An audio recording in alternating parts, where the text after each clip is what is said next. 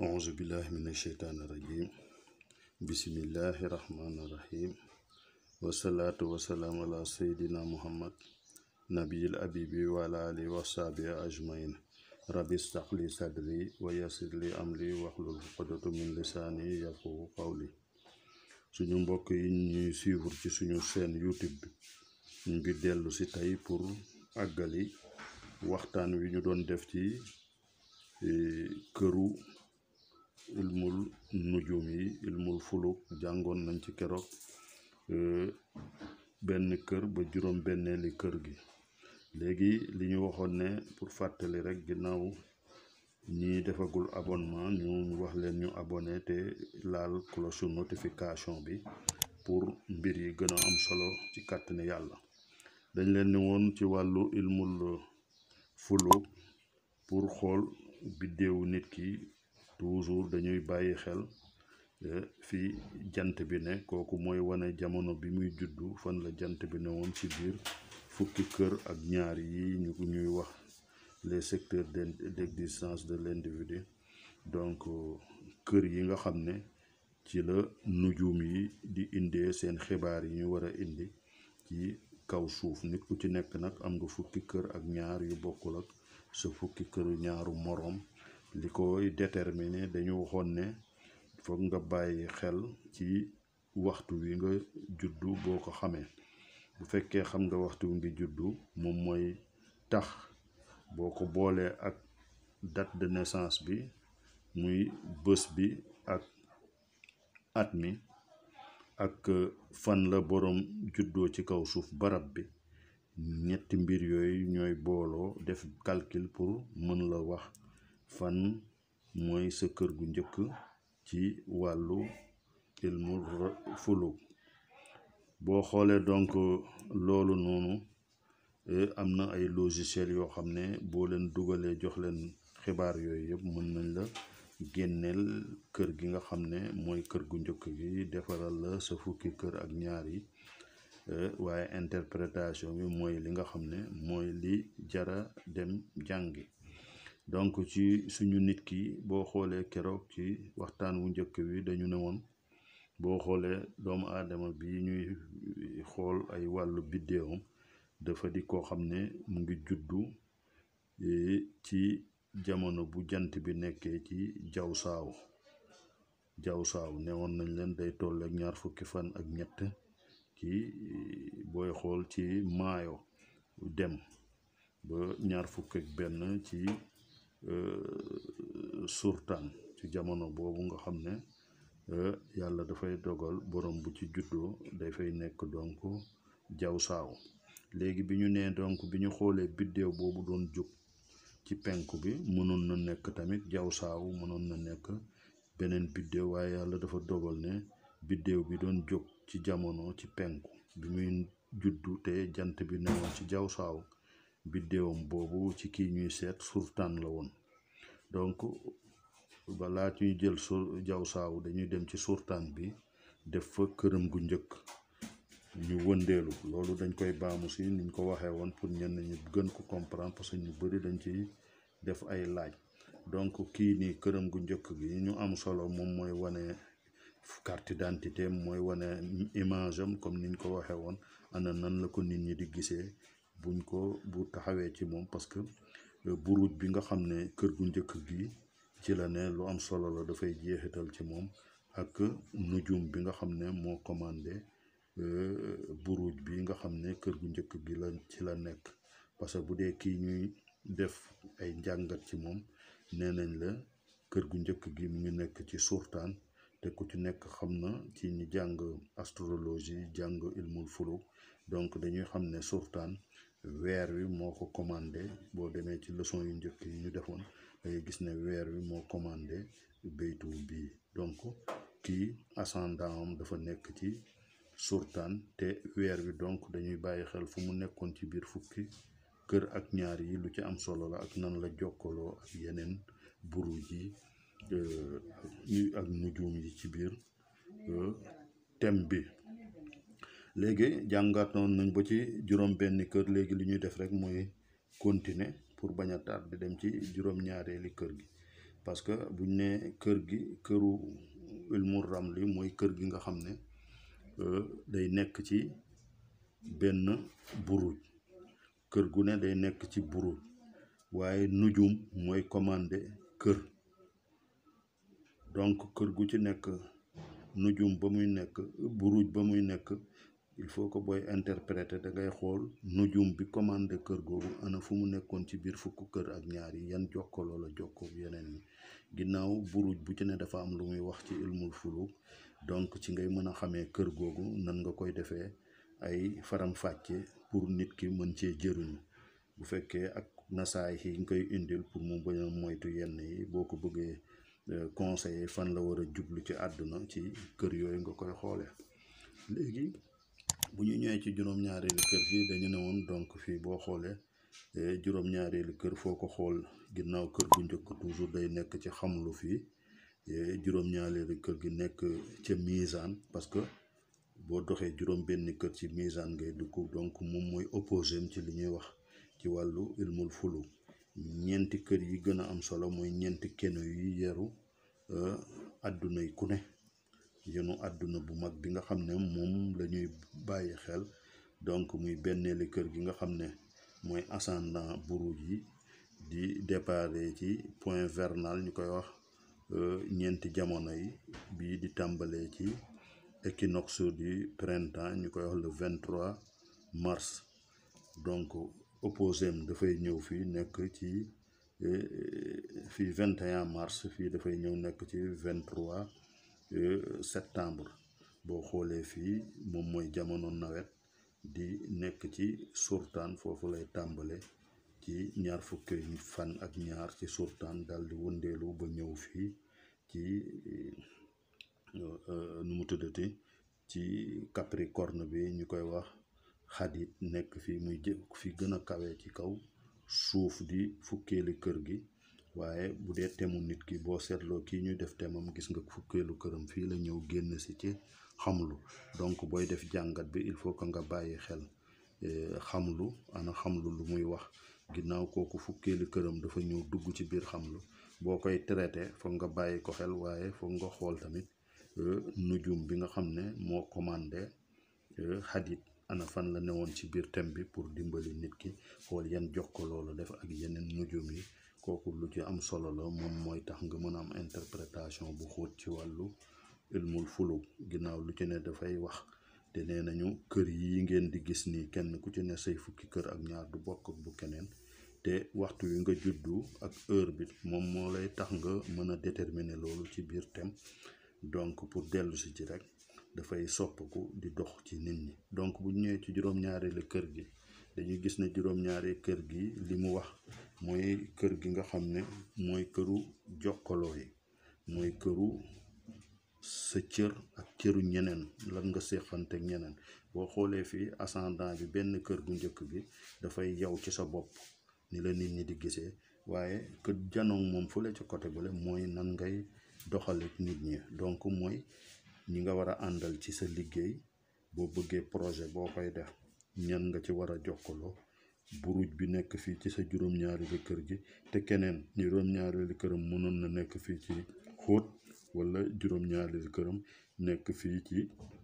sun balato. waaye nit ki ñuy xool judd ci jamono fii ci jaw saaw, këram gu njëkk nekk fii ci surtaan, juróom-ñaareelu këram dafay nekk ci xadit fii. donc il faut ñu xool xadit moom ci jëmmam lu xadit wax, te boo xoolee xadit donc nga dugal juróom-ñaari kër lu mu la wax, lan mooy màndarga juróom-ñaari kër ci wàllu ilmul fulu, nga dugal ko ci biir jikko nit koo xam ne xadit la, lu buruju xadit di wax, jokkaloo yooyu. ak xool tamit jamono boobu fan la nu mu tëddati fan la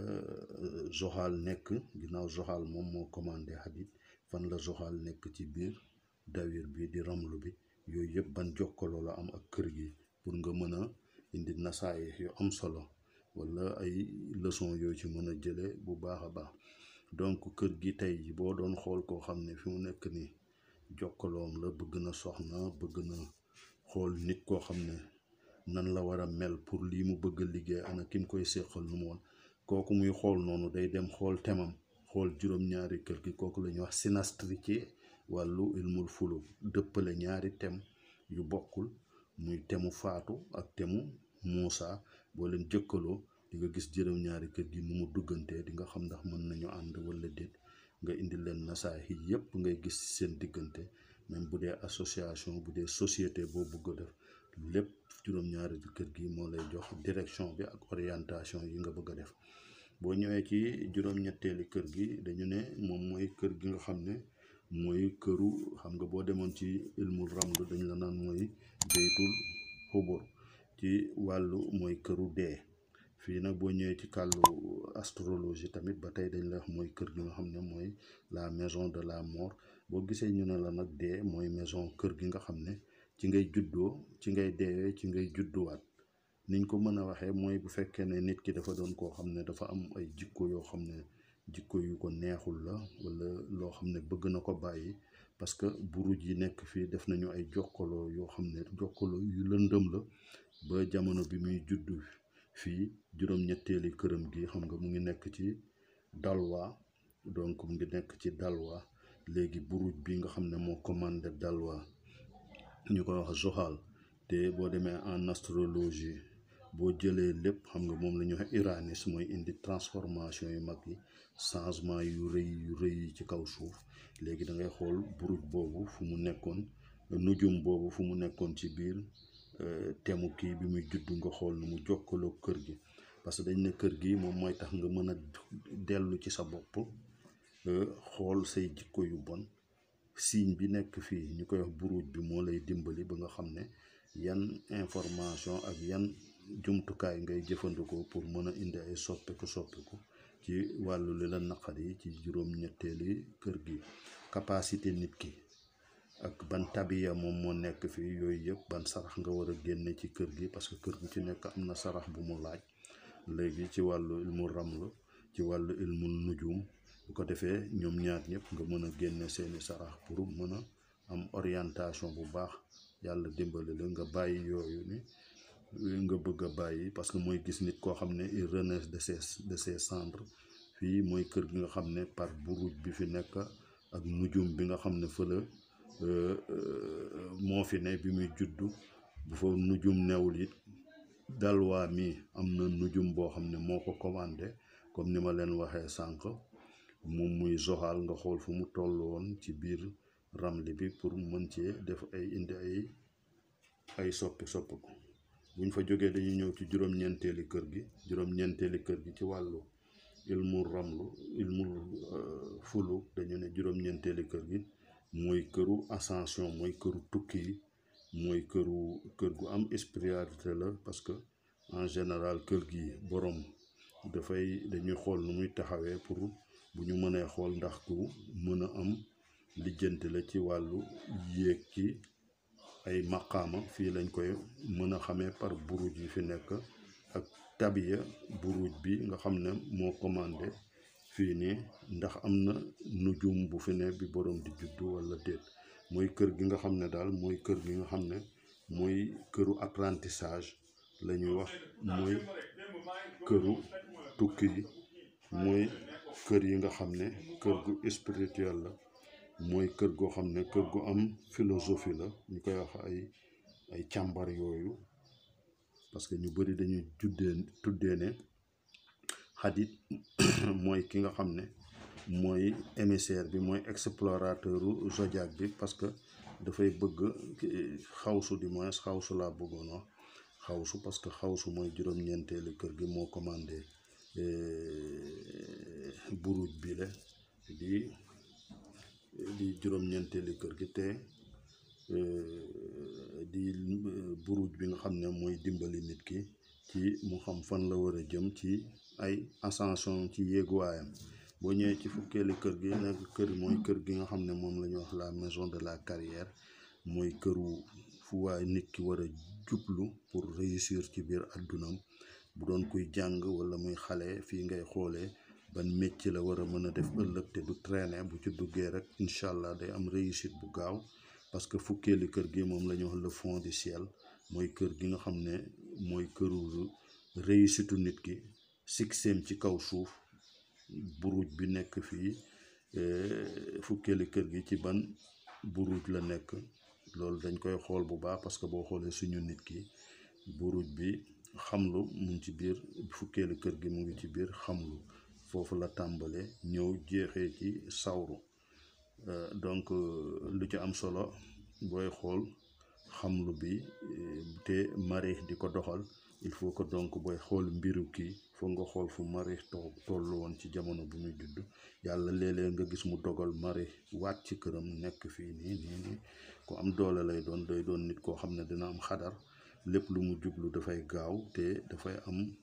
takk pas-pas pour du doon kuy caaxaan, dafay doon koo xam ne njiit lay doon, ku am doole lay doon ci wàllu lépp lu mu dugg di ci yëngatu daf ci am force. bu ñëwee ci fukkeelu kër ak benn bi ci wàllu ilmul fulu buñ koy analyser di ko interpréter dañuy gis ne mooy fukkeelu kër gi ak benn mooy kër gi nga xam ne mooy këru yaakaar yi, mooy kër gi nga xam ne mooy këru jubluwaayu nit ki ci jamono lépp lu mu xool. parce que boo xoolee opposé muy kër gi mu janool mooy juróomeeli kër gi, dañ noon ci wàllu bànneex bi ñu jàng juróomeeli kër gi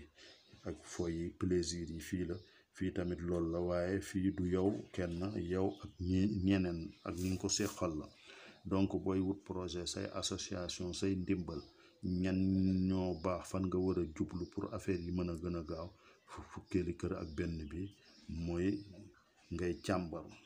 lu mu la wax, foofu ngay mën a jëlee xibaar yi ci nit ku ci nekk, parce que dafay soppeeku selon nit yi. boo xoolee wàllu yaakaar, wàllu espoir, ndimbal ak yooyu noonu, ki la mën a dimbali fii nga koy xool ana fan nga war a judd booy def projet, ci ban secteur nga war a orienté, parce que fii les projets à long terme yi jël diir fii nga koy gisee. boo ñëwee ci fukkeeli kër ak ñaar bi nag mooy kër gu mujj gi, donc moo tënk yi ci des yëpp, mooy kër gi ñuy wax ne moo gën a compliqué ci wàllu ilmul fuluk, mooy kër gi nga xam ne mooy këru noon yi. yow mën na doon kër goo xam ne ba tey sa noonu bopp yow ci sa bopp, parce que da ngay gis koo xam ne kër gi ni buruj yi dëppaloog moom ak nujum yi dafay foor ba nga xam ne léeg-léeg bu amee aspect yu bon ci borom mooy gis ki nga xam ne mooy kër gi gën a spirituel ci wàllu zodiaque bi. donc mooy borom xam-xam yi nga xam ne écrivain yi ñi bind livre philosophe yu mag yi seen kër gi dafay am doole. mais nag buruj yi fi nekk day jokkaloo yeneen buruj yi ci ay aspect yoo xam ne aspect yu leer la. bu fekkee la nit ki nga xam ne këram gi buruj yi fi nekk nujum yi ak nujum yi, bu fekkee nujum a ngi fi nga xoolee interconnexion am nu mu demanteeg yeneen buruj yi. bu fekkee aspect yu négatif la nasaay yi ngay war a indi ak sarax yi moo war a indi pour jubbanteku kër gi fii moom moo la koy wan. mooy kër gi nga xam ne da nga war a delluwaat ci sa bopp, xam say li ne sa kanam pour mën a moytu yu bëri, parce que yenn nga xam ne dañuy verser dans le drogue, dans ci wàllu drogue wala naan sàngara yu metti yi te di doon borom xam-xam yi doon ay dof di summi seen yére ci mbedd yi, en général seen kër gi moo dul dëppoog ni ñu bëgg mu mel ba duñ ko attan, dafay fees seen bopp ba dafay tuuru. donc lépp lu ñuy jubbanti ci kër gi nga koy war a mën a jubbante ci wàllu ilmul fulu. donc di leen fàttali ni pour ñu abonné gul ñu def abonnement bi, ñu mën a continuer yeneen waxtaan yu gën a doy waar ci wàllu ilmul fuluk ak ilmul ramli ci kàttane yàlla. di leen jéggalu, di leen baal wax, di leen wax ne fii la woon, di leen laaj rek ngeen abonné def notification yi incha allah. asalaamaaleykum wa rahmatullahi wa barakatu.